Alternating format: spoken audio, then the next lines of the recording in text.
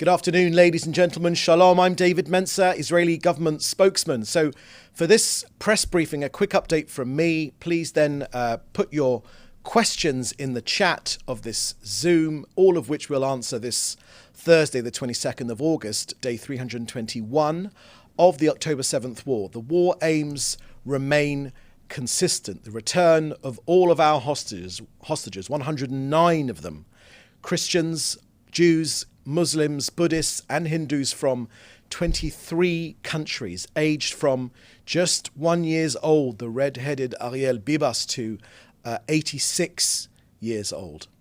Secondly, the dismantling of Hamas's governmental and military capabilities and removing the terrorist threat to Israel.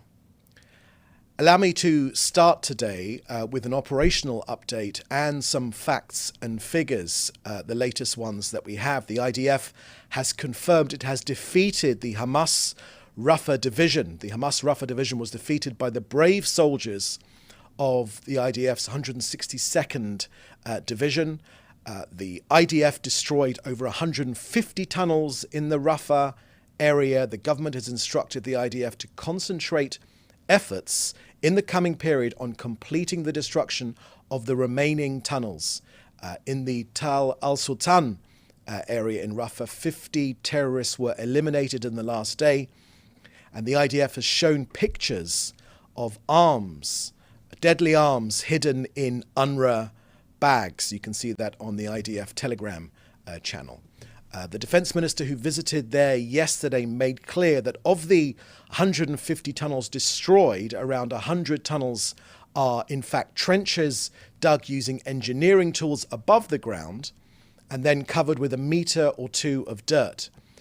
In terms of the wider terror tunnel network in Gaza, Hamas has built one of the world's most expansive military tunnel networks, more than 300 miles long, longer than the New York City subway system. Now, the tunnels range from a few feet below the surface to more than 200 feet underground. In terms of Hamas terrorist fighters, there are more than 30 to 40,000 terrorist fighters were divided into 24 battalions. We have shattered the overwhelming majority of them.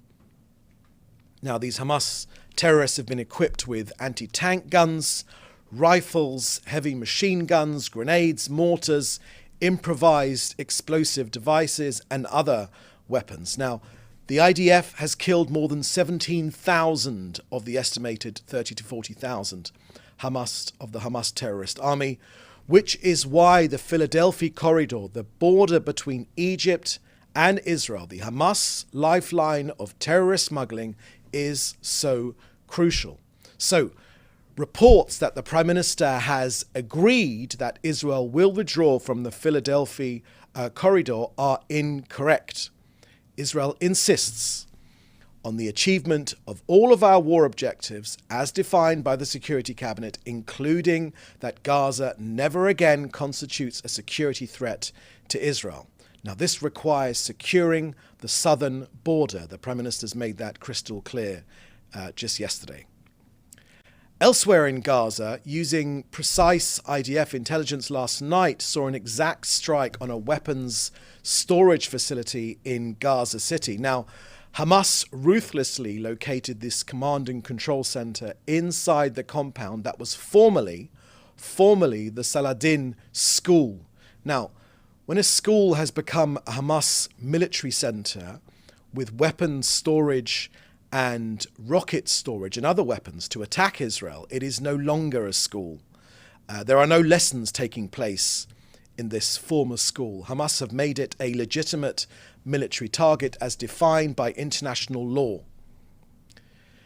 Now an update from COGAT and their work coordinating aid into Gaza. Yesterday, 206 trucks carrying humanitarian goods were transferred to Gaza, 162 via the Kerem Shalom and 44 via the Erez crossing.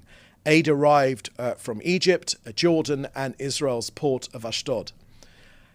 In terms of collections, 108 trucks were collected from the Gazan side of Kerem Shalom crossing, 94 by the private sector, and only 14 by other UN aid agencies. Once again, the private sector putting the UN to shame in its inefficiency. As usual, unfortunately, the contents of 480 trucks still are awaiting collection from the Gazan side of Kerem Shalom.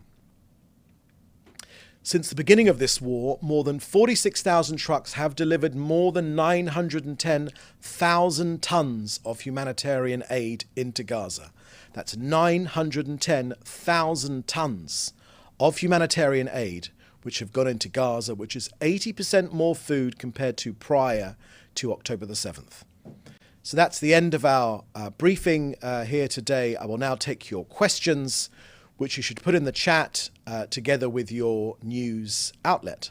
Thank you.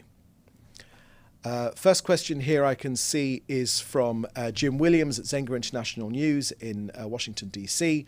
Last night here in Chicago at the Democratic National Convention, the Goldbag Polin family spoke to the 20,000 people in the arena and the over 35 million people watching on TV about the hostages being held in Gaza.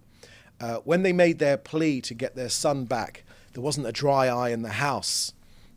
Does the Prime Minister think that showing the people of the world the inhumanity of Hamas helps to advance the hostage ceasefire talks?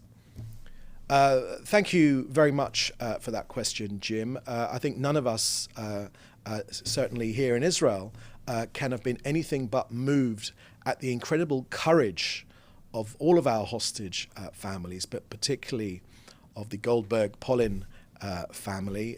It's a tragic story, and the dignity with which this mum and dad, Rachel and John, have gone around the world, spoken to thousands and thousands of people, spoken on many, many TV channels and on the internet, the dignity with which they have raised the plight of their son, trying to get their son home, together with our other 109 hostages, has been nothing short of inspiring.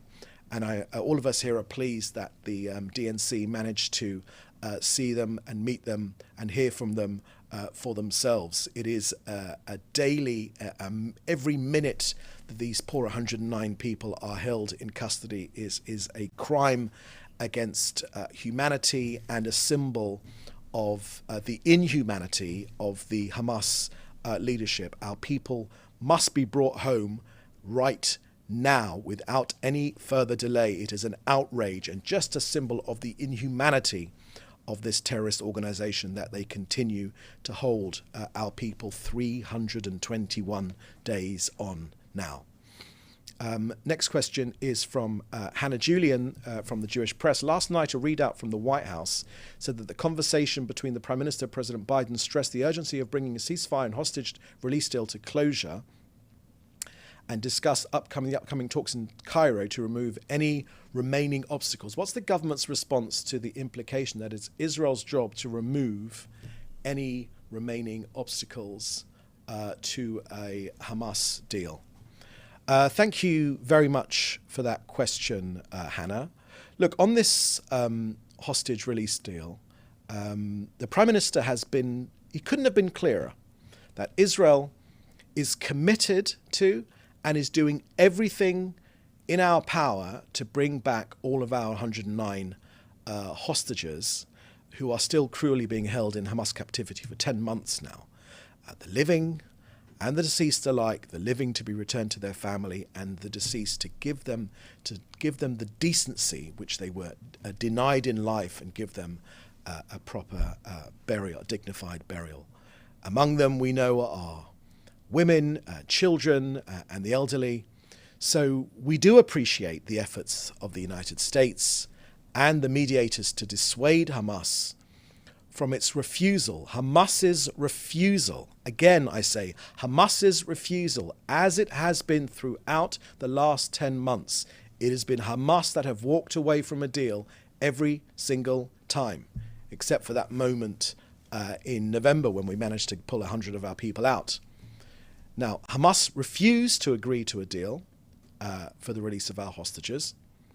Now, these negotiations continue in order to form a framework agreement based upon the principles presented by the US in May in a manner that will enable the return of all of our hostages while achieving the other goals of this war. Next question is from Agence France Presse, Louis Baudouin Larman from AFP. Is Israel sending a negotiating delegation to work on a ceasefire deal? If so, where and when? Thank you for that question, Louis. In the previous question, I made clear the government's policy regarding this hostage deal. We want it to succeed. We are willing to do everything in our power to bring back all of our 109 hostages who are still cruelly being held in Hamas captivity for the last 10 months. Next question from Jodie Cohen at World is One News in India. What pressure is being put on Hamas by mediators to encourage them to agree to the US-backed bridging proposal? Thank you for that question, Jodie. So that sounds like a question for the US, for Qatar and Egypt. We, on our part, are putting on military pressure to Hamas. We know that that's what works. It's only when we hold their feet to the fire that they become serious about this potential hostage release deal, and we are continuing to do that. But let me say quite clearly that we are prepared, Israel is prepared, and the Prime Minister's made this crystal clear, for any threat, both defensively and offensively. We are determined to defend ourselves and will exact a very high price from any enemy, from wherever they come from, backed by Iran, who dares to attack us from any arena whatsoever. Okay, next question here I can see is from... Okay, I think that's the last question, actually. Are there any more questions? No? Any more questions? No, that's the last question. Just go up to the top again. No, okay, that was the last question. So, thank you for joining us. The next briefing will take place on Monday. In the meantime, thank you for joining us. Please do stay safe, and thank you. Bye-bye. Thanks for watching. Drop a comment below. Don't forget to like, share, and hit subscribe to stay updated with our latest content. Until next time, stay informed and inspired. This is DaJobnik signing off.